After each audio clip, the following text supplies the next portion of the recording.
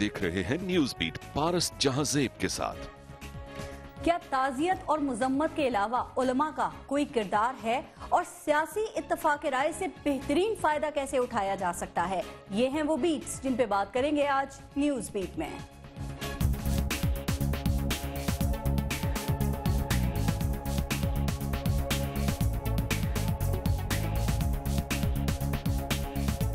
बेटा मेरी ये दुआ है कि तुम जब बोर्ड में तुम्हारे नंबर आए ना तुम टॉप करो, तुम्हारी अखबार और टीवी में तस्वीरें आए, ने उसको वो शहादत का मेडल पहना दिया, अखबार में भी आ गया टीवी में भी आ गया मेरा बच्चा।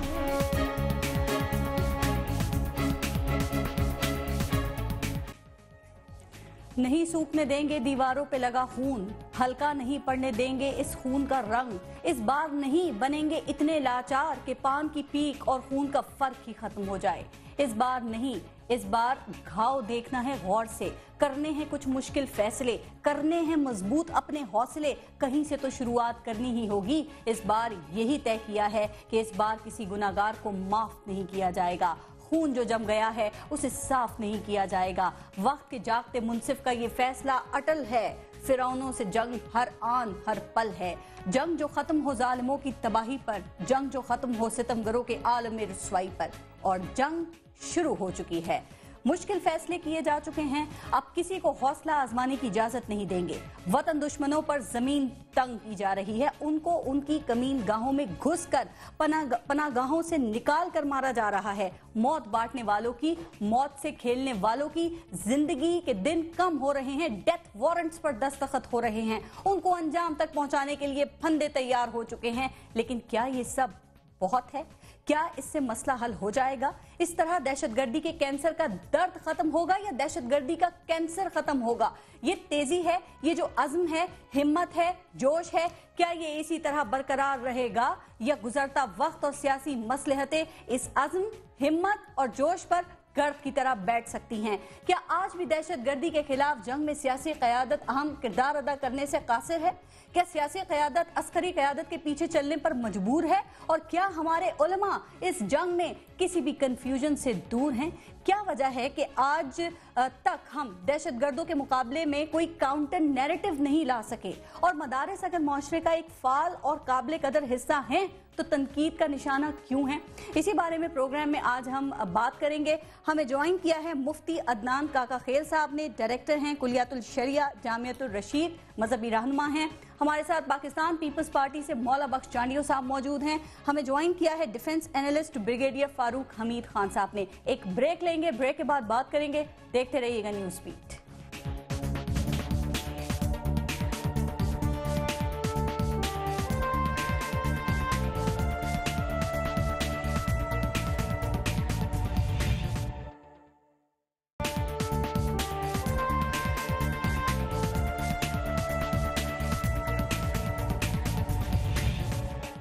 मौला बख्श जांडियो साहब, आपसे मैं शुरू करती हूँ। बहुत कम हम लोग एक पॉइंट पर, एक नुक्ते पर जमा होते हैं। सानेहा पेशावर ने, बच्चों की शहादत ने तारीख में ये मौका भी दे दिया है कि तमाम लोग जो हैं वो दहशतगर्दों के खिलाफ मुत्तहिद हो गए, इकट्ठे हो गए, एक हो गए हैं। सवाल ये है कि ये जो इत्तफाक राय है, आपके ख्याल में इससे बेहतरीन फ़ायदा कैसे उठाया जा सकता है? और क्या ये इत्तफाक राय इस मकसद के लिए हमेशा कायम रहेगा, साथ रहेगा सबका ऐसे ही? मैं 3 दिन से बड़े दुखी दिल से बात भी कर रहा हूँ। मैं भी एक पाकिस्तानी हूँ, मैंने भी ये सूरत हाल पहले भी देखी है जी। और इन चंद सालों में अपनी हुकूमत के दौरान भी और गुज़िश्ता साल से भी जो वाक़यात मैंने देखे हैं वो बड़े संगीन हैं। जैसे हमने कोयटा में देखा, मैं खुद गया उस कमेटी से बात करने के लिए जी। जो क़यामत हमने देखी है। लेकिन मौलाना मोहम्मद अली जौहर ने बड़ी अच्छी बात की है, और मैं 2 दिन से ये कह रहा हूँ, आज भी आपसे इजाज़त मांग के दोहरा रहा हूँ कि मोहम्मद अली जौहर साहब ने कहा कि इस्लाम जिंदा होता है हर करबला के बाद।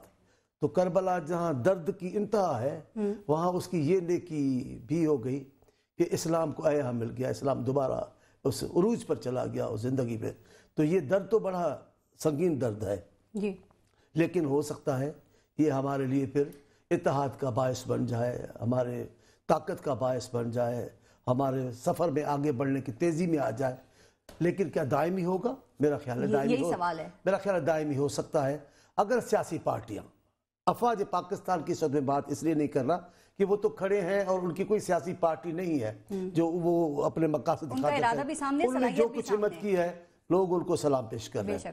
لیکن سیاسی قیادت اگر اپنی پارٹیوں کے مفادات سے اوپر کھڑی ہو جائے، اپنے سیاسی مفادات سے اوپر کھڑے ہو جائے اور کہیں کہ یہ موقع آ گیا ہے کہ ملک کو اس آگ سے نکال لیں، تو پریشان نہ ہو حکومت. اس کو بھی گنا جائے گا کہ اس کے دور حکومت میں یہ اچھا کام ہوا کہ ایک بات حزب اختلاف بھی پریشان نہ ہو. قوم کہے گی کہ حزب اختلاف کے تدبر سے حکومت آگے بڑھ سکی. تمام لوگوں کو حصہ مل جاتا ہے عزت کے ساتھ اگر اس کو ہم دائمی بنا سکیں.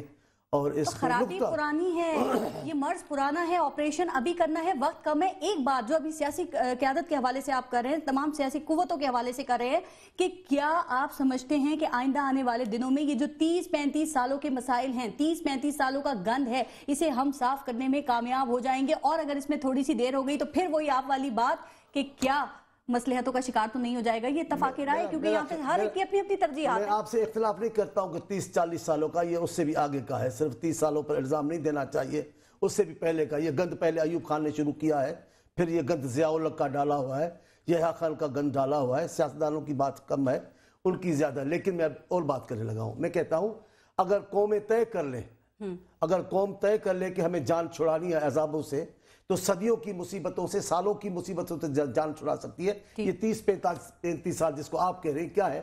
آپ کے سامنے چائنا کو دیکھ لیں اور ملکوں کو دیکھ لیں، بنگلہ دیش کو. کیا بنگلہ دیش ہے؟ تھائی لینڈ میں ہم ہنستے تھے، ایک بار میں گیا تو ہنسی آتی تھی، کیا ملک تھا، کس قسم کے وہ حالات ہیں. لیکن آج دیکھیں دنیا میں آج آپ اس پروگرام میں سیاستدانوں کی نمائندگی کر رہے ہیں، میں آگے چلوں گی. لیکن ایک بات ابھی آپ نے کہا، یہ جس جنگ سے ہم لڑ رہے ہیں، جس مشکل کا، جس مسئلے کا ہمیں سامنا ہے، آپ نے کہا سیاستدانوں کا اس میں کردار کم ہے. یہ بتا سکتے ہیں کہ ذمہ داری کس حد تک کتنی عائد ہوتی ہے سیاست؟ دیکھیے اگر آج آپ نے مجھے سارے سیاستدانوں کے لیے بلایا ہے، بالکل تم بڑی زیادتی کی ہے آپ نے میرے ساتھ. نہیں وہ دیکھیں نا، آپ ڈیفنس اینالسٹ بھی ہیں، وہ آپ کو پتہ ہے ان کا کیا شعبہ ہے. علماء کرام کی بات ہے. علماء کی بھی اگر آپ بات کریں گے الگ الگ، تو میرا خیال ہے مفتی صاحب بھی کوئی ایسی میرے انداز سے گفتگو کریں گے. سیاستدانوں میں ایسے بھی بدنصیب سیاستدان ہیں جنہوں نے جمہوریت کو قتل کیا اپنے پاور کے لیے، جنہوں نے تباہی کی ہے اس ملک کی. تمام وہ بدنصیب سیاستدان جنہوں نے قوم کو دلدل میں پھنسا دیا ہے. اگر سیاستدان ذوالفقار علی بھٹو ہے تو آج اس سالوں کے بعد لوگ اس پہ فخر کر رہے ہیں. اگر مشکل فیصلے نہ کر کے بھی آپ لوگوں نے قوم پہ ظلم کیا ہے بعض دفعہ. دیکھیے اگر آپ پورے سیاستدانوں کو مجرم قرار دے دیں گی تو پھر آپ کو اپنے طبقے میں سے بھی لوگ نکالنے پڑیں گے. آپ کو بھی ایسے نام ملیں گے جنہوں نے جو حشر کیا ہوا ہے میڈیا کے نام پہ اور آزادی کے نام پہ. آپ کو ایسے علماء کرام میں بھی لوگ ایسے ملیں گے جنہوں نے بیچا ہے بیچ کر اپنے. اب آپ نے علماء کی بات کر دی، اب آگے چلیں. اب آپ نے علماء کی نہیں، علماء ہماری جان ہے، میں ایسے نہیں بول رہا ہوں. اگر برائیاں ڈھونڈنی ہوگی تو اس پاکستان میں آپ کو ہر طبقے میں ملیں گی. تو آپ ہم اچھائیاں ڈھونڈنے بیٹھے ہیں آج، تو آپ مجھے ساریوں کا ذمہ دار نہ کریں. نہیں سب نہیں، میں نے کہا کس حد تک ذمہ داری عائد ہوتی ہے. چلیں اچھوں کی بات کرتے ہیں. عدنان کاکا خیل صاحب، ہم یہاں پر ذمہ داری کی بات کر رہے ہیں. یہ جو سانحہ ہے پشاور کا، کیا علماء خود کو اس سے الگ کر سکتے ہیں، خود کو اس سے بری الزمہ قرار دے سکتے ہیں؟ اب یہ مذمتوں کا سلسلہ علماء کی جانب سے جاری. آج مفتی نعیم صاحب جو ہیں انہوں نے بھی طلبہ کے جو لواحقین ہیں ان سے تعزیت کا اظہار کیا ہے. یہ تعزیت اور مذمت سے آگے علماء کیا کر رہے ہیں؟ بسم اللہ الرحمن الرحیم. چونکہ میں سانحے کے وقت ملک میں نہیں تھا اور اس کے بعد آج میں پہلی دفعہ کسی چینل پہ اس طرح پروگرام میں باقاعدہ آ رہا ہوں، تو سب سے پہلے اس انتہائی افسوسناک دردناک واقعے پر مجھے اظہار افسوس کرنے دیجیے. ان خاندانوں سے جن کے گھروں میں شہداء کی لاشیں پہنچی ہیں، ان بچوں کے والدین سے اور ان کے عزیز و اقارب سے جس درندگی کا مظاہرہ پشاور میں ہوا ہے، اس نے ہر شخص کو خون کے آنسو رلایا ہے. اور چونکہ علماء کا کردار معاشرے میں اور ان کی حیثیت اور ان کے منصب کا تقاضا یہ ہے کہ ان کے ہاں شاید سب سے زیادہ اس حوالے سے درد دل پایا جاتا ہے جو ان کے منصب کا تقاضا ہے. اور ہمیشہ سے صرف اس حادثے پر نہیں، اس سے پہلے بھی، اور آج وہ تاریخ اگر سامنے رکھی جائے کہ ایسے موقعوں پر کہاں کہاں تعاون کی پیشکش کی گئی، سر جوڑ کے بیٹھا گیا، کمیٹیاں بنائی گئیں، ان کو بتایا گیا کہ یہ صورت ہو سکتی ہے، مگر شاید ریاست نے ہر ایک کو اکٹھا کر کے اس کی رائے سننا ضروری سمجھی. آل پارٹیز کانفرنس بلائی گئی، مگر کیا آپ نے سنا کہ پورے ملک سے علماء کو جمع کیا گیا ہو اور ان سے ان کی رائے لی گئی ہو کہ آپ کے خیال میں اس کا حل کیا ہے، اس گرداب سے مشکلات کے نکلنے کا رستہ کیا ہے اور آپ اس کا کیا حل تجویز کرتے ہیں؟ تو ان کو سٹیک ہولڈر سمجھا گیا کیا ملک کے اندر؟ اور یہ سمجھا گیا کہ وہ بھی اس میں کوئی کردار ادا کر سکتے ہیں؟ اس حوالے سے کوئی آپ نے سنجیدہ کاوش جس میں صحیح انداز میں اس کو صحیح رخ پر لے جایا گیا ہو، صحیح افراد کو بلایا گیا ہو، ان کی تجاویز اور آراء کو لیا گیا ہو، اگر ایسی کوئی کاوش آپ کے علم میں ہو، میرے علم میں تو نہیں ہے کم از کم. آپ صحیح کہہ رہے ہیں. اس کے بعد پھر یہ کہنا کہ علماء کیا کردار، کیا آپ یہ کہنا علماء کیا کردار ادا کر سکتے ہیں؟ تو علماء وہی کر سکتے ہیں جو اس وقت وہ کر رہے ہیں. ہونا یہ چاہیے تھا کہ جب آل پارٹیز کانفرنس بلائی گئی تھی، اس کے ساتھ ملک کی مؤثر جامعات اور بڑی جامعات اور بڑے حضرات جو ایک انفلوئنس رکھتے ہیں، جو ایک فالوورشپ رکھتے ہیں، ان کو بھی بلایا جاتا اور ان سے پوچھا جاتا کہ ملک اس مشکلات کا شکار ہے، آپ لوگ کیا سمجھتے ہیں کہ اس کا حل کیسے ہے اور اس میں آپ لوگ کیا کردار ادا کر سکتے ہیں. تو میرا یہ ہے کہ جو کوششیں اپنے طور پر علماء نے کی، 2009 میں لاہور میں 150 اکابر علماء نے جو بالکل صف اول کے لوگ ہیں، انہوں نے جمع ہو کر کتنا زوردار فتویٰ دیا اور کتنے سختی کے ساتھ دہشت گردی کی ان تمام چیزوں کو مسترد کیا، لیکن اس کو تو میڈیا کی اسکرینوں پر جگہ نہیں ملی. شاید وہ بات ہماری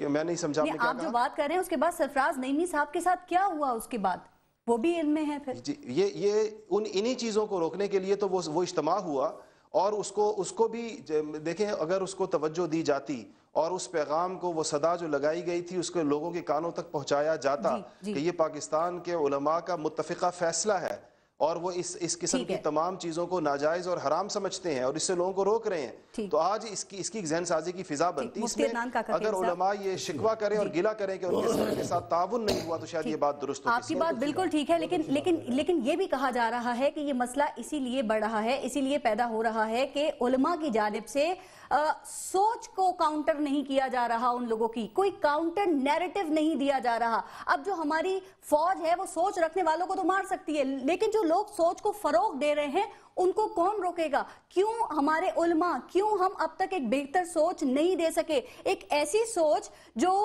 جس میں ان کے سوالات کا بہترین جواب ہو؟ یہ کیوں نہیں ہو سکا؟ میرا خیال ہے شاید آپ کی معلومات پوری نہیں ہے اس حوالے سے. پہلے دن سے جب سے یہ مسائل پیش آئے اس کے بارے میں ایک بڑا واضح اور دو ٹوک جواب دیا گیا. آپ نے شاید وہ جملہ نہیں سنا علماء کا جب انہوں نے کہا کہ پاکستان میں مسلح جد و جہد کسی بھی مقصد کے لیے جائز نہیں ہے، ناجائز ہے، اور اس کی اجازت قرآن و سنت میں نہیں ہے. لیکن اس کو مدارس اور علماء کے کیمپ میں یا ان کے حصے میں جس طریقے کے ساتھ ڈالا گیا ہے، اس کے اوپر بہت تعجب ہوتا ہے ہمیں. دیکھیں یہ چیز پاکستان کے یا کسی دنیا کے مدارس کی نہیں، بین الاقوامی مسائل اس وقت چھڑے ہوئے ہیں. اگر یہ مسئلہ عراق میں ہے، اگر یہ مسئلہ شام میں ہے یا لیبیا میں ہے، تو وہاں پر کون سے دینی مدارس ہیں جس کی وجہ سے یہ مسئلہ ہے؟ یہ ایک بین الاقوامی مسئلہ ہے جو پوری دنیا میں اس وقت آیا ہوا ہے اور پاکستان میں بھی آیا ہے، پوری اسلامی دنیا میں. اور یہ مدارس تو اس ملک کے اندر 100-150 سالوں سے موجود ہیں، اور یہ مسئلے جس کا اس وقت ہم سب لوگ جس کا شکار ہیں، ان کی مدت کتنی ہے؟ 10-15 سال سے زیادہ تو نہیں ہے کسی بھی صورت میں. تو اس کا مطلب یہ ہے کہ یہ کچھ بین الاقوامی تبدیلیوں کا نتیجہ ہے. دنیا کی عالمی طاقتیں دنیا کے نئے جغرافیہ بنا رہی ہیں، اسلامی ملکوں کو ڈی سٹیبلائز کیا جا رہا ہے، اور اسی کا شاخسانہ پاکستان میں بھی ہے. لیکن ہم بڑی معصومیت کے ساتھ گیند کو ان لوگوں کے کورٹ میں جا رہے ہیں جو اس سارے کھیل میں، جو اس ساری طاقت کے اس کھیل میں ان کا کوئی کردار نہیں. آپ بین الاقوامی سازش اس کو کہہ رہے ہیں، تو کیا علماء اس کا حصہ نہیں بن رہے؟ دوسری بات آپ نے کہی کہ یہ اعلان کیا، بالکل یہ اعلان سنا گیا ہے کہ مسلح جدوجہد سے جو علماء ہیں وہ برات کا اعلان کیا، لیکن مسلح جدوجہد کرنے والے جو ہیں کیا ان سے بھی یہ اعلان نہیں ہونا چاہیے کہ ان سے بھی علیحدگی ہے، ان سے بھی لا تعلقی ہے؟ اور تیسری بات، اگر کوئی کاؤنٹر نیریٹو دیا گیا ہے تو اس سے یہ لوگ متاثر کیوں نہیں ہو رہے؟ ہم اس فکر کو، اس سوچ کو شکست کیوں نہیں دے رہے جو سوچ دنیا میں یہ فیصلہ کر رہی ہے کسی جینے کا حق ہے، کسی نہیں ہے، کون اچھا مسلمان ہے، کون برا مسلمان ہے؟ یہ آپ نے مانا کہ یہ بات کہی گئی ہے. شاید میرا خیال ہے کہ اہل علم کا کام کسی چیز کا ابلاغ اور اس کو پہنچا دینا ہوتا ہے، اور اس کے بعد کسی کو زبردستی اس کے اوپر لانا نہ ان کے اختیار میں ہے اور نہ ان کے لیے ممکن ہوتا ہے. تو بات پہنچائی گئی، بات کہی گئی ہے. دوسری بات کہ لوگ اس پر کیوں نہیں آئے، یہ شاید خود اس بات کی دلیل ہے آپ کی یہ بات کہ ہو سکتا ہے کہ ان کے پس پردہ جو محرکات ہیں وہ مذہبی نہ ہوں. وہ سیاسی ہوں، وہ طاقت کے کھلاڑیوں کے وہ اصول دیے گئے ہوں، اسی وجہ سے ان کو قرآن و سنت کی بات جو بتائی گئی ہو وہ اس تک ان کے کانوں تک نہ پہنچی ہو. اور کاؤنٹر نیریٹو کی بات آپ بار بار کر رہی ہیں، تو میں سمجھتا ہوں کہ یہی کاؤنٹر نیریٹو ہے جو ان کے بس میں ہے. علماء کا کام ہے فقہ یعنی قرآن و حدیث کی روشنی میں اپنی رائے کو واضح کرنا. اس کو انہوں نے واضح کیا. اس سے زیادہ آپ کس کردار کے توقع یعنی کہ اس بات کو صرف مذہب کے تناظر میں نہیں دیکھنا چاہیے. بریگیڈیئر فاروق حمید صاحب، کیا ہم اس سانحے سے بچ سکتے تھے؟ کیا ہم ان شہادتوں سے محفوظ رہ سکتے تھے؟ اور اب جو یہ اتنی تیزی نظر آ رہی ہے، تقریباً پورے ملک میں ہی آپریشن ہو رہا ہے، دہشت گرد پکڑے بھی جا رہے ہیں، مارے بھی جا رہے ہیں، یہ پھرتی، یہ تیزی پہلے کیوں نہیں نظر آئی؟ بسم اللہ الرحمن الرحیم. بہت شکریہ پارس صاحبہ. بات یہ ہے کہ میں سمجھتا ہوں کہ ایک اوور آل کمپلیسنسی اور ایک بڑی کیجولنس جو ہے وہ سرٹن ہو گئی تھی ہمارے پولیٹیکل لیڈرشپ میں کہ فوج ٹھیک ہے، ضرب عضب چل رہا ہے، دہشت گردوں کو شمالی وزیرستان میں مارا جا رہا ہے اور کراچی میں کاروائی رینجرز جو ہیں وہ کر رہے ہیں، تو ٹھیک ہے، for them it was business as usual. اور میں سمجھتا ہوں یہی کمپلیسنسی کی وجہ سے آپ دیکھیں جس نیریٹو کی آپ بات کر رہے ہیں کہ انٹیلیجنسیا کو موبلائز کرنا، پاکستان کے علماء کو موبلائز کرنا اور اپنے رائٹرز کو، کالمسٹ کو، ان کو موبلائز کرنا، میڈیا میں خاص نیریٹو لے کے آنا جو کہ اس بریگیڈیئر صاحب جاننا میں آپ سے یہ چاہ رہی ہوں، یہ دہشت گرد اب نظر بھی آ رہے ہیں، ان کے بارے میں اطلاعات بھی آ رہی ہیں، انٹیلیجنس بھی کام کر رہی ہے، یہ سب اچانک تو نہیں ہوا ہوگا نا، یہ سب پہلے سے ہوگا، تو کاروائیوں میں تاخیر کیوں کی گئی تھی پہلے؟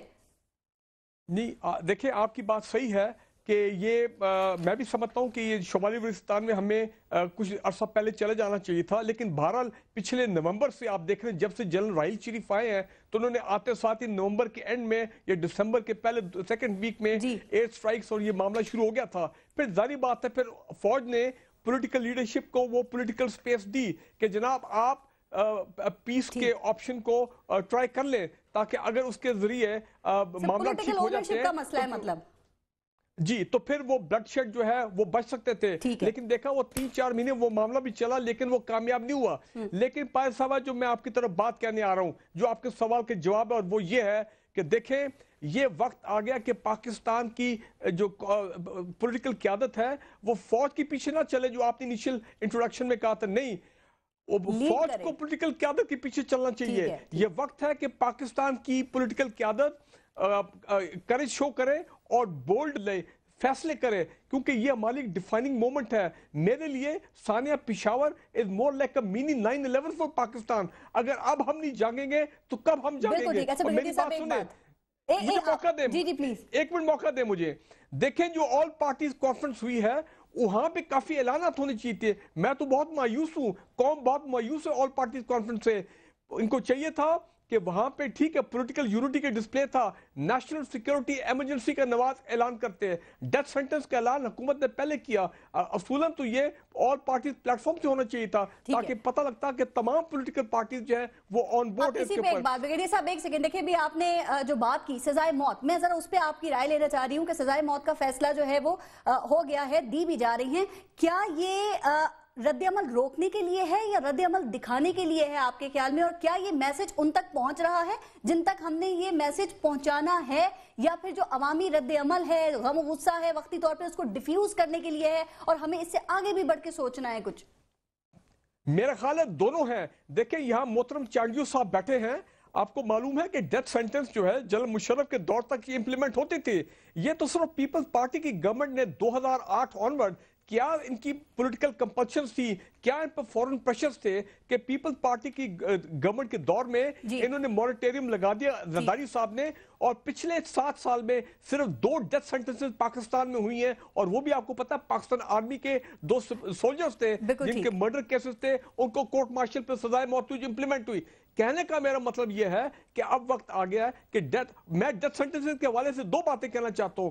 پہلی بات تو یہ ہے کہ ہم دیکھ رہے ہیں کہ آلریڈی کچھ سو کال فورن فنڈڈ اور فورن سپانسرڈ جن کو جو این جی اوز ہیں اپنا سر اٹھانا شروع کر دیا ہے. پاکستانی قوم شوڈ ریجیکٹ دیم. دوسری بات یہ ہے کہ دیکھیں ڈیتھ سینٹنسز صرف ٹیررزم کیسز میں نہیں امپلیمنٹ ہونی چاہیے. میں سمجھتا ہوں وہ تمام کرمنل جو اویٹنگ ڈیتھ رو ہیں بائی دی 100 جتنے زیادہ तमाम पे इम्प्लीमेंट होनी चाहिए ताकि वो डिटरेंस के मैसेज भी जाए। इस मुल्क में माशरे में जो इंतशार है हमने उसको भी डिटर करना है, और ये टेररिस्ट को भी मैसेज जाए कि अब वी मीन बिजनेस, और पाकिस्तानी कौम जो है उसकी लीडरशिप में फैसला के हवाले से जो बिल्कुल आप बात करें, चांदी साहब ब्रेक पे जाना है, लेकिन उससे पहले मैं आपसे पूछना चाहूंगी, देखिए कहा यह जा रहा था कि माजी में ये जो फांसियां हैं ये इसलिए नहीं दी जा रही थी कि ब्लो बैक का खौफ था, तो क्या अब हम उस खौफ से बाहर निकल आए हैं या हम उस हद पर पहुंच गए जहां पे ये खौफ हमारे लिए कोई अहमियत नहीं रखता? कौमों ने बाज मौकों पर ऐसी बातें की हैं, पुरुमीद होकर कई फैसले करती हैं क़यादतें, लेकिन नताइज अगर अच्छे ना हों और वही तबाही की तरफ जाए तो फैसलों से हट जाना, 2 कदम पीछे चला जाना कौम के मफाद में कोई बुराई की बात नहीं है। एक अच्छाई की कोशिश की कि दुनिया के महज़ब मुल्कों का एक मुतालबा था, कोशिश करके देखिए, लेकिन एतराफ़ करना होगा कि जिस किस्म की मुसीबत हमारी रगों में दाखिल हो गई है, मुल्क की जड़ों में दाखिल हो गई है, उसके लिए इस सज़ा का दोबारा आना ज़रूरी हो गया है। सानहे सबक सीखने के लिए होते हैं, क्या हमने सबक सीख लिया है? क्योंकि अवाम का और जो सियासतदान है उनका बड़ा गहरा ताल्लुक होता है, आप वोट के लिए भी तो अवाम में जाते हैं ना, तो क्या इस मामले के बारे में अवेयरनेस देने के लिए ये किसका काम है? आप एक बात को तो पहले ये कह दूं कि जहाँ तक सीखने की बात है वो तो आने वाला वक्त बताएगा कि हम सीखे या नहीं सीखा, ठीक है, लेकिन एक बात आपको एतराफ़ करना होगी, पीपल्स पार्टी के ज़माने में भी और उसके बाद तो हुक्मरानों ने कभी कभार खुद भी हिमायत की है, मुल्क के बड़े बड़े जो रहबर हैं सियासी वो भी कहते रहे कि वो हमारे बच्चे हैं, उनको ऐसे ना देखो जी, उनके खिलाफ एक्शन ना उठाओ, उनसे बातचीत होगी, अच्छे हैं कुछ बोले। अभी की बात है, ये 7-8 महीने पुरानी बात नहीं। मैं थोड़ा सा समझा, हमारे ज़माने में जब हमने सवात के ज़माने में एक्शन उठाने की बात की, पार्लियामेंट में इनकी हिमायत ने आवाज़ें उठाई, पार्लियामेंट एक आवाज होकर हुकूमत की हिमायत नहीं कर रही थी क्योंकि वो पीपल्स पार्टी की हुकूमत थी। अब मैं पुराने जख्मों को खोलना नहीं चाहता, वक्त भी नहीं है, अभी मुनासिब नहीं है, लेकिन हमने कोशिश की सवात में। आप देखें अफवाज ने भी हिम्मत की और वो बीबी ने कहा कि ये चाहते हैं कि मैं पाकिस्तान का झंडा सवात में ना चढ़ा, लेकिन वो जान दे गई। उन्होंने ज़बानी बात नहीं की, इस दहशतगर्दी को आग को बुझाते बुझाते बीबी खुद आग निशाना बन गई और पीपल्स पार्टी क़यादत थी। उस जमाने में फौज ने हिम्मत की, सवात आपने देखा, कोशिशें की ना, आप लोगों ने कोशिशें की ना। हाँ, तो उसके बावजूद ये एक मुख्तसर या एक छोटे इलाके की जंग निकलकर हमारे शहरों में, हमारे इलाकों में, हमारे कस्बों में फैल गई। देखिए, एक तो मैं मुफ्ती साहब ने बिल्कुल ठीक कहा है, ये बैनुल-अक़वामी साजिश है इस मुल्क को डिस्टर्ब करने की, लेकिन मैं आपको ये कहता हूँ इसको देखिए जरा करिए, और मैं नाम इस वक्त नहीं लेना चाहता। किसने कहा कि ये कौन है, ये हमारे हैं, ये अपने अच्छे हैं। हमारी हुकूमत की कई आवाजें उठी उनकी हिमायत में, जो आज हुकूमत है उनके कई रहबरों ने उनकी हिमायत। एक्शन कमेटी में बैठे हुए हैं उनमें से कुछ लोग अभी भी। देखिए अभी है मिलाने की बात करनी, मैं बातें करूंगा तलखियां और बढ़ी जाएगी। मेरे को अपने खिलाफ जो लगाए गए हैं मेरी हुकूमत और पार्टी पे इल्जामात, उनकी फहरिस्त मुझे याद है, मैं तफसील भी जानता हूँ हमें क्या क्या कहा गया हर शोबे के लिए। आज वो हर शोबे में क्या हो रहा है वो मैं जानता हूँ, लेकिन अभी इस वक्त इत्तेहाद की जरूरत है। चलिए फिर इस वक्त मैं एक ब्रेक ले लेती हूँ, बिल्कुल इत्तेहाद की जरूरत है। ऐसा क्या किया जाए कि सानेहा पेशावर से जो बेदारी और जो अज़्म बेदार हुआ है, जो नजर आ रहा है, ये कायम रहे। इस पे भी जरा बात करेंगे। ब्रेक लेते हैं, देखते रहिएगा न्यूज़ बीट।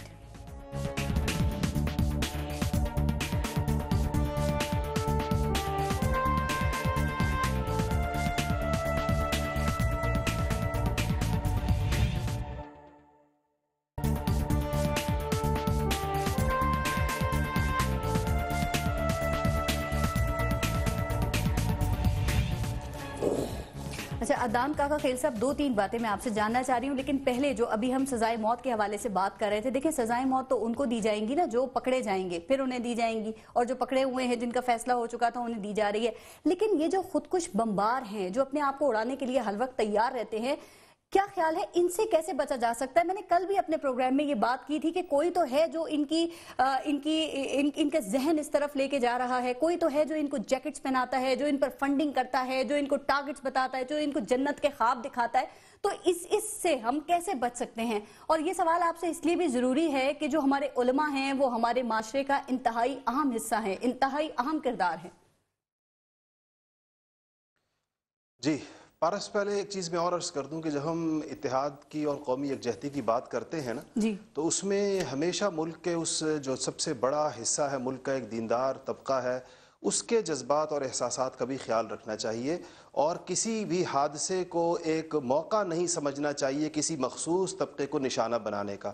ہم بعض اوقات یہ محسوس کیا جاتا ہے کہ دیکھیں یہ کتنا بڑا حادثہ تھا, بچوں کی لاشیں ہمارے سامنے پڑی ہوئی ہیں اور گھروں کے اندر قیامت برپا ہے, مائیں پیٹ رہی ہیں, اور اس میں ہر بندہ اپنے ایجنڈے کو آگے بڑھانے کی اس کے اوپر کوشش کر رہا ہے. کوئی مسلکی منافرت پھیلا رہا ہے, کوئی اس کو مسلکوں میں اس مسلک کو بانٹا جا رہا ہے, اس پر کوئی دیوبندی, بریلوی, شیعہ, سنی کی باتیں کی جا رہی ہیں, کہیں پر مدارس کے خلاف اپنا بغض نکالا جا رہا ہے, کہیں پر مساجد کے بارے میں باتیں. یہ جو ایک ہم اس صورتحال میں ایک ہیجانی قسم کی کیفیت پیدا کر دی جاتی ہے, اور اپنے پرانے مسائل کو نئے حادثات کے اندر اپنے پرانے ایجنڈوں کو آگے بڑھانے کا ایک مزاج, اور اس کو ایک مخصوص قسم کے کچھ میڈیا کے حلقوں کی تائید بھی حاصل ہو جاتی ہے. اس سے یہ معاشرہ اس انارکی کا متحمل نہیں ہے. یہ معاشرہ اتنی غیر سنجیدگی کے ساتھ اتنی اشتعال انگیزی کا قطعاً متحمل نہیں ہے.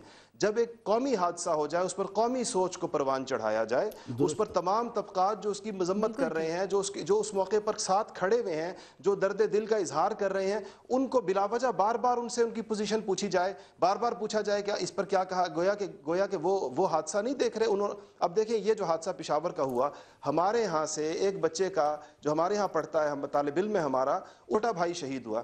وہ ابھی وہ گیا, ہم سب اس کی تعزیت کے لیے جا رہے ہیں. تو یہ تو لاشیں, بچے تو سانجھے ہوتے ہیں, لاشیں تو اکٹھی اٹھائی گئی ہیں ہر طرف سے. تو اس کا ایک بات تو یہ جو قومی یکجہتی کا ماحول بنا ہے, میڈیا کو اس میں ذمہ داری کا کردار ادا کرنا ہوگا. بغیر ثبوت کے, بغیر دلیل کے, بغیر کسی واضح اور دو ٹوک بات کے کسی کی طرف انگلیاں نہ اٹھائی جائیں, کسی کی طرف انگلیاں نہ اٹھائی جائیں. ایک بات اور, مسلک اور فرقہ وارانہ منافرت کو قطعاً اس میں رستہ نہیں دینا چاہیے. مجھے افسوس ہوا بعض چیزوں کی, مجھے پتہ چلا کہ اس موقع پر میڈیا پر یہ تبصرے کیے گئے اور مختلف فرقوں کے اور مکاتب فکر کے نام لیے گئے کہ فلانے میں دہشت گردی اتنی ہے, فلانے میں اتنی ہے. میں نہیں سمجھتا کہ یہ اس طریقے سے ہم قوم کی کوئی خدمت کر رہے ہیں اور قوم کو مجتمع کر رہے ہیں. ایک تو اس کے بارے میں ہمیں اپنے رویے کو سنجیدہ کرنا ہوگا, اور یہ ایک ہمارے ہاں ایک مخصوص بعض لوگ موم بتیاں جلانے کے بعد یہ سمجھتے ہیں کہ اب ہمیں کسی طبقے کے اوپر بھی تنقید کرنے کا حق حاصل ہو گیا بغیر کسی ثبوت کے, کہ ہمیں ان رویوں کی حوصلہ شکنی کرنی ہوگی. دوسری بات جیسا میں نے آپ سے عرض کیا, پارس, جب تک آپ اس بات کو نہیں تسلیم کریں گی کہ اس کا پس منظر فقط مذہبی نہیں ہے, یہ عالمی قوتیں اس میں انوالو ہو چکی ہیں, ان کی جانب سے فنڈنگ ہو رہی ہے, ان کی جانب سے ٹارگٹ دیے جا رہے ہیں, وہ اور جہاں بہت ساری چیزوں کو استعمال کر رہے ہیں, یہ بھی ایک چیز ان کے ہاتھ لگ گئی ہے. اور یہ مسئلہ اگر صرف پاکستان کا ہوتا تو ہم یہ سمجھتے ہیں اس کو ہم صرف ایک لوکل اور علاقائی تناظر میں دیکھتے. آپ دیکھ رہی ہیں کہ پورا عالم اسلام اسی قسم کے حالات سے دوچار ہے, اور اسی قسم کی انارکی اور خانہ جنگی وہاں پر پھیلی ہوئی ہے. یہ کوئی لوکل مسئلہ نہیں ہے جس کا حل ہم وہی پتہ لگائیں. میں پھر یہ کہوں گا کہ ضروری نہیں کہ سارے لوگ صرف مذہب کے نام پر استعمال ہو رہے ہوں. یقیناً ایک فیکٹر یہ بھی ہے, اس کا انکار نہیں کیا جا سکتا, مگر جب کسی بھی پروگرام میں عالمی قوتیں داخل ہو جائیں اور ملکوں کے جھگڑے اس میں شامل ہو جائیں, آپ کے آس پڑوس کی مختلف جنگوں اور نظریات کے مسائل اس میں داخل ہو جائیں, تو آپ اس کا فقط ایک اس کی وجہ قرار نہیں دے سکتی کہ صرف ایک وجہ ہے. کئی وجوہات مل کر یہ کیس اتنا زیادہ پیچیدہ ہوا ہے. اب اس کو حل کرنے کے لیے بالکل ٹھیک آپ نے جو بات کی, بھی آپ نے اپنی گفتگو میں مدارس کا بھی ذکر کیا. میں یہ جاننا چاہتی ہوں کہ جو یہ مدارس ہیں, جب ان کی رجسٹریشن کے, جب ان کے ریفارمز کرنے کی بات آتی ہے, تو اس بات کو اتنا غلط کیوں سمجھا جاتا ہے؟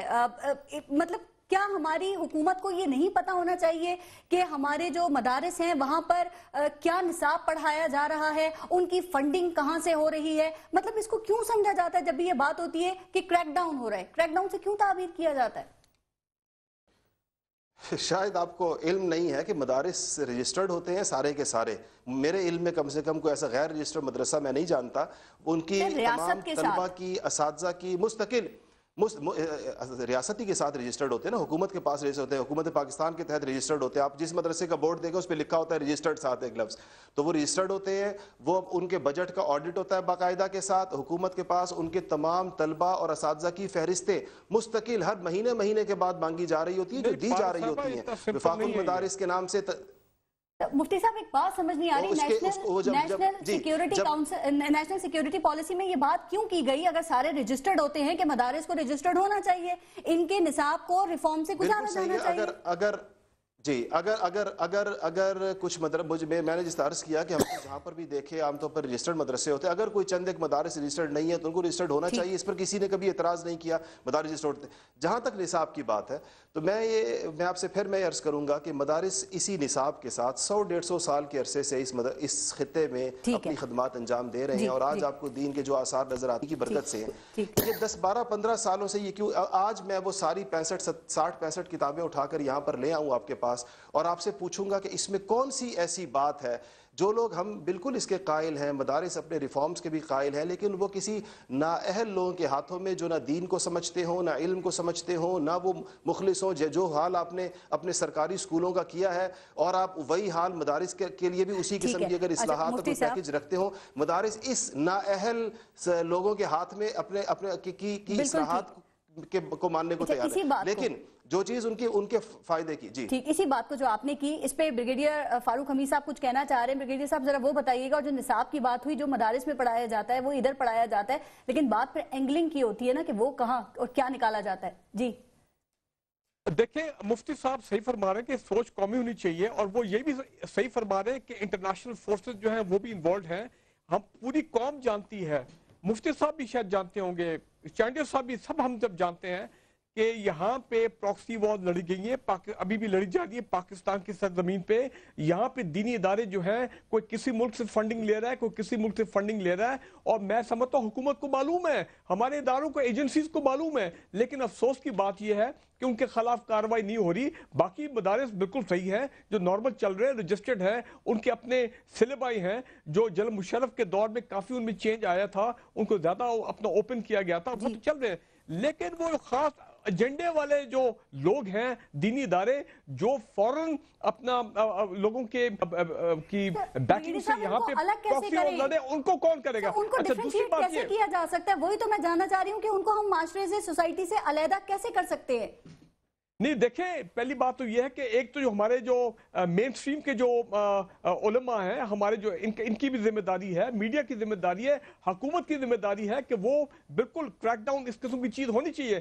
لیکن میں آپ کو بتا رہا ہوں کہ ہمیں اس حوالے سے، ڈیتھ سینٹنس کے حوالے سے، میں سوری 2 باتیں کرنا چاہ رہا ہوں، ہمیں کچھ اور تلخ فیصلے کرنے پڑیں گے۔ مثال کے طور پہ ابھی سن رہے ہیں ہم کہ ملٹری کورٹ سے، دیکھیں اگر ہمارے اینٹی ٹیررزم کوڈ ڈیلیور نہیں کر رہے، اور میں آپ کے پروگرام میں لائیو کہہ رہا ہوں ابھی، یہ اینٹی ٹیررزم کوڈ ڈیلیور نہیں کریں گے، آپ کو پتہ ہے وجوہات، ان کو بیان کرنے کی ضرورت نہیں بار بار، لہٰذا ملٹری کوڈ بنائیں۔ ایکسٹراآرڈنری حالات میں دیکھیے ایکسٹرا آرڈنری حالات میں ایکسٹرا آرڈنری فیصلے بھی ہوتے ہیں ملک کے گریٹر اپنا انٹرسٹ میں، لارجر انٹرسٹ میں، یہ نہیں کہ ہمیشہ کے لیے فار اے سرٹن پیریڈ، تاکہ آپ کراچی میں صورتحال جو اس کو ہینڈل کرنا ہے، فاٹا اور یہ تمام۔ دوسری چیز یہ، کچھ اور فیصلے اس پارلیمنٹری کمیٹی کو کرنے پڑیں گے۔ ایک تو یہ کہ دیکھیں وہ تمام مدارس جو کہ فورن فنڈنگ لے رہے ہیں ان پہ کریک ڈاؤن ہونا چاہیے، وہ تمام این جی او جو اس قسم کے معاملات میں انوالوڈ ہیں ان پہ کریک ڈاؤن ہونا چاہیے۔ اس کے علاوہ وہ تمام پولیٹیکل پارٹیز ان کو کہا جائے جن کے ملیٹنٹ ونگز ہیں، چانڈیو صاحب سمجھتے میں کیا کہہ رہا ہوں، خاص کر میں کراچی کے حوالے سے، اور وہ پولیٹیکل پارٹیز جن کے تنظیموں کے ساتھ روابط، ان کو کیا جائے۔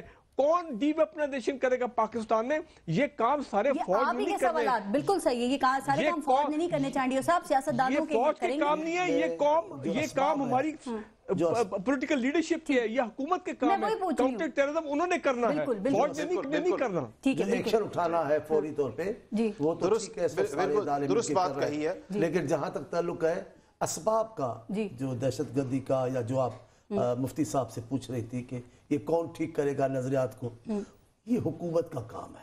شکر ہے آج مانا حکومت، میں کب کہہ رہا ہوں نہیں، ہم ذمہ داریاں دوسروں پہ شفٹ کرتے ہیں۔ کون کہہ رہا ہے؟ سیاستدان کرتے ہیں۔ ابھی آپ نے مانا، میں تو تعریف کر رہی ہوں آپ کی۔ ابھی آپ کو میں کہہ نہیں سکتا، ابھی عمل کے لیے اپنا آج کا پروگرام ہے، ابھی اپنی لڑائی ہو جائے گی۔ نہیں وہ نہیں ہونا چاہیے۔ دیکھیں اسباب جو ہے نا وہ بہت ہے، ایک سبب نہیں اس دہشت گردی کا، اس نظریے پہ جو خود کو آگ لگانا، خود کو بم سے اڑا دینا، یہ عام سوچ نہیں ہے، یہ بہت بڑی سوچ ہے، ٹھیک ہے؟ اس کو تبدیل کرنے کے لیے ایک لمبی پالیسی کی، اس میں کئی تعلیم کا عام ہونا، معاشی حالات کا ٹھیک ہونا، مایوسیوں سے نکل جانا، پسے ہوئے طبقات کو اہمیت دینا، ان کے حقوق کی علم برداری کرنا، ان کو حقوق دینا، بہت ساری چیزیں ہیں. یہ جو ناہمواریت ہے ہمارے نظام کی, اس نے لوگوں کو بھی مایوس کیا ہے. آپ موقع دو گی تو وہ آپ سے مراد ہم تو پھر وہ استعمال ہوتے ہیں نا. ورنہ یہ جو مدرسے ہیں, میں مدرسوں کو جانتا ہوں, بہت سارے مدرسے ہیں جن کو میں سمجھتا ہوں 150 سال 200 سال سے آئے, اور اب بھی تازے ہوئے, ان میں بھی کچھ ایسے ہیں جن میں فخر محسوس کرتے ہیں. ان کی بڑی خدمات ہیں ہمارے مذہب کے لیے, دین کے لیے. مفتی صاحب کی بات نہیں کر رہا, اوورآل بات کریں.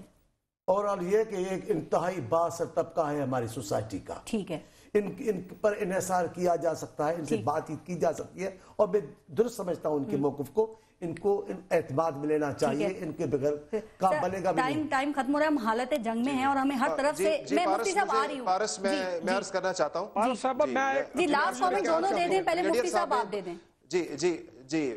جی بریگیڈیئر صاحب نے بہت ہی صحیح باتیں کی, میں مکمل طور پر سمجھتا ہوں یہ مسائل کا حل ہے. ایک یہ کہا کہ سفارت خانوں کی نگرانی کی جائے اور فورن فنڈنگ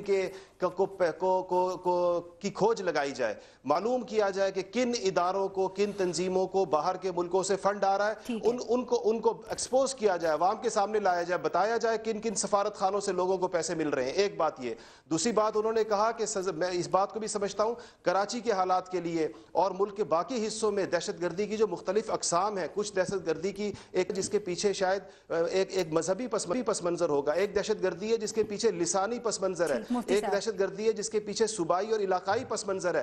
ان ساری قسم کی دہشت گردیوں کو ہمیں بیک وقت کنٹرول کرنا ہوگا اور بیک وقت سزائیں دینی ہوں گی تاکہ ہر طرح کی دہشت گردی جو ہے وہ کنٹرول ہو سکے. ٹھیک ہے بریگیڈیئر صاحب, لاسٹ کامنٹ, ٹائم بہت کم ہے. جی پارس صاحبہ, آپ نے پرائیورٹائز کرنی اپنی پرائیورٹیز کو, یہ حکومت کی ذمہ داری ہے. اگر نندی پور اور ہزارہ موٹر وے بننے ہیں تو نیشنل انٹرنل سیکیورٹی پالیسی کو جو آپ نے 8-10 ارب روپے دینے, خدا نہ دے دیں, وہ نیکٹا کو فعال کر دیں, ریپڈ ڈپلوائمنٹ فورس بنا لیں, اپنے جوائنٹ انٹیلیجنس سیکریٹریٹ بنا لیں. اور دوسری بات یہ ہے کہ اب بزنس ایز یوزول نہیں ہونا چاہیے. اب یہ نہیں ہونا چاہیے کہ ہمارے پرائم منسٹر صاحب ہر ویکنڈ پہ 3 دن کے لیے لاہور آ رہے ہیں. بھائی اسلام آباد میں بیٹھے, ٹائم ختم ہو گیا. لیڈرشپ کو مائنڈ سیٹ چینج کرنا ہے. اب وہ پہلے والے حالات نہیں چل سکتے. صاحب 6 ماہ سے وہ وزیر خزانہ کی ٹیبل پہ پڑی ہوئی ہے فائل, نیکٹا کے حوالے سے فنڈ ریلیز نہیں ہوئے. ذرا اس کے لیے بھی آواز اٹھائیں نا, چونکہ اب ترجیحات جب چینج ہونی ہے تو پھر ترجیح تو یہ ہونا چاہیے کہ نیکٹا کو ایکٹیویٹ کیا جائے, آپریشنلائز کیا جائے. کیونکہ آپ نے میرا نام لگے کہا ہے, پیر کو سینٹ کا اجلاس ہوگا, آپ سنیں گے, ہم سنیں گے اور دیکھیں گے بھی, آپ نے بات کرنی ہے. ٹھیک, بہت شکریہ مولا بخش نانڈیو صاحب, مفتی عدنان کاکا خیل صاحب اور بریگیڈیئر فاروق حبیب صاحب, بہت بہت شکریہ پروگرام میں شرکت کرنے کے لیے. کہا یہ جا رہا ہے کہ ان شہید بچوں کی قربانی نے تمام قوم کو اکٹھا کر دیا ہے اور اب لگتا ہے کہ یہ قربانی ملک کی تاریخ بدلے گی. کیا واقعی ایسا ہوگا؟ سوچئے گا. اپنے ملک کا خیال رکھیے. پارس جہاں زیب کو اجازت دیجیے. اللہ نے کے بعد.